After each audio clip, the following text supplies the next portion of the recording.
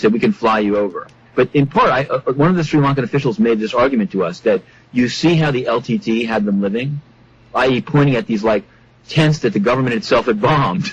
Yeah. I'm not, again, and I want to be clear, the LTT, I feel it's pretty clear that they used human shields. I also, maybe you haven't heard it, but I believe in Pakistan the allegation now is that the Taliban in the Swat Valley are keeping people, you know? Yeah. So I guess I just want to say, like, it's a very charged phrase, but it's a known, for insurgent groups, it's a known thing, you know? Right. They're not the only ones that did it, but that doesn't make them, you know.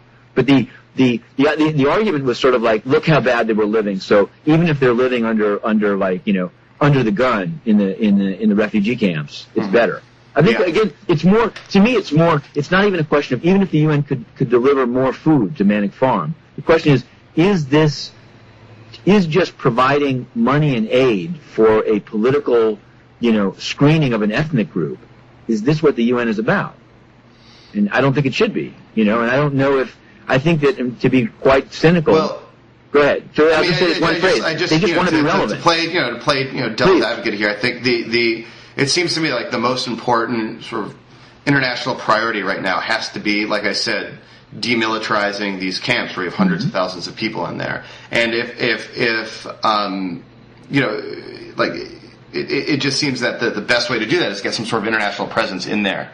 And that just seems to be sort of an overwhelming priority to sort of get the you know, Sri Lankan military out and international aid agencies. To do that, you have to make a threat. You have to be willing to say. You have to make a compromise, sure, but you know, I think, like you said, lives are presently at stake. No, but you know, it seems the overwhelming sort of humanitarian demand, you know, right now is getting sort of the ICRC, the UN, into these camps and the Sri Lankan military out. You do probably need to make some uncomfortable compromises with the Sri Lankan government to make that happen, but it seems exigent to do so. I was saying you probably need to make a threat. My thought is that if a government like Sri Lanka knows that the UN is going to fund the camps whether they have access or not, which is, I believe, the reality, then why? I mean, then why should they accede to these requests? They've said a number. But if you suddenly stop funding the camps, where does the food come from? Like you know, clearly these are deplorable conditions, but you know, people to some extent are getting fed, and you know, it seems like the World Food Program and other agencies are what are keeping these people alive. I guess I'll cut. And this is, I'm sorry to step back from Sri Lanka. Yesterday we had, but it goes to, because we've hit this thing before. Yesterday we had a briefing by the Deputy Executive Director of the World Food Program, Ms. Sisulu.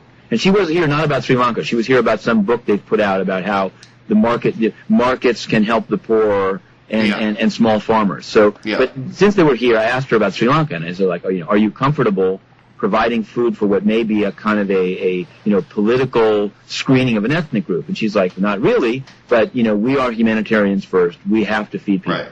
So I decided to go for the gusto, and I said, okay, you know, the camps of the type that existed in the final stages of World War II, like, would you service them? And she said, we would.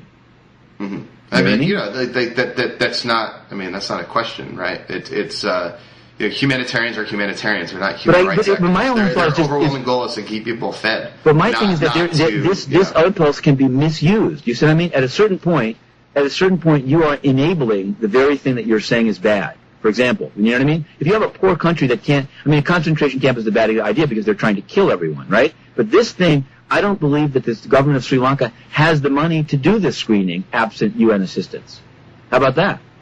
You see what I mean? The thing is being enabled. It's one thing to say, even let's make an easier case. This government of Sri Lanka, without any assistance at all, rounds people up, has them living like dogs, and then says to the UN, look at the photo. Don't you want to feed them? Okay. But UNOPS is building the camp. All right? Now, it's fine if the people are legitimately displaced from a conflict zone, even though we can say the government bombed them. But what if they're just being rounded up? Mm-hmm. You see what I mean? I mean, this is, I don't know why. So, like I said, this is, again, why getting back to the Human Rights Council, I mean, this is why there is such an overwhelming and urgent need for some sort of international inquiry into what happened. Why it's just so disappointing that the council couldn't agree to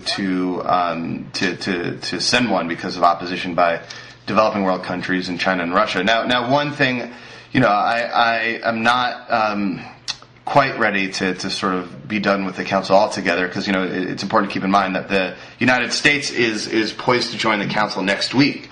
I'm a little, in 2 weeks. I'm a little disappointed that the United States wasn't on the council already, but did you see the quote by the guy? It seems that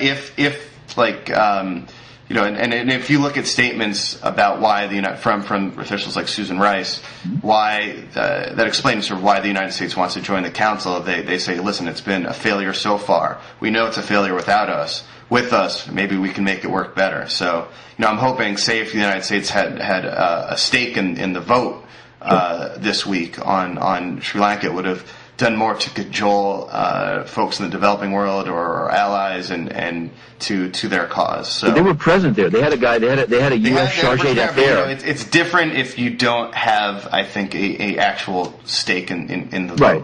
Because they're not blamed for the outcome. I say. To it. Like if you're going to vote for something, you want that something to win, right? So you'll do a lot more behind the scenes to make your preferred outcome happen. Right. So who knows? Hopefully, in a month or so, a similar resolution can be put forward again. They said that their guy there was quoted like, we believe that consensus is possible, and I think the critics of the Human Rights Council will say this is indicative that you know what I mean. Like, and actually, to even bring this criticism further, just a few weeks ago, probably like a month ago by now, the Human Rights Council voted to send an investigator to investigate alleged human rights violations occurring during Operation Cast Lead, the Israeli incursion into Gaza. So for the record, I think that was a very warranted decision to investigate that, and they appointed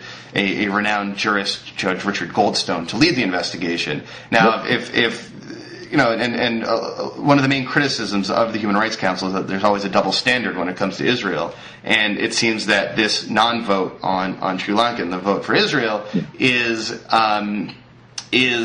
sort of just this kind of double standard manifest. Totally. And my hope, my sense is that once the United States joins the council, these problems, will hopefully have a easier time. The thing is, you have to look at the lineup of the votes. I mean, like you're saying, they would have twisted arms. So basically, unless the U.S. somehow says to countries that need development aid, see, you're always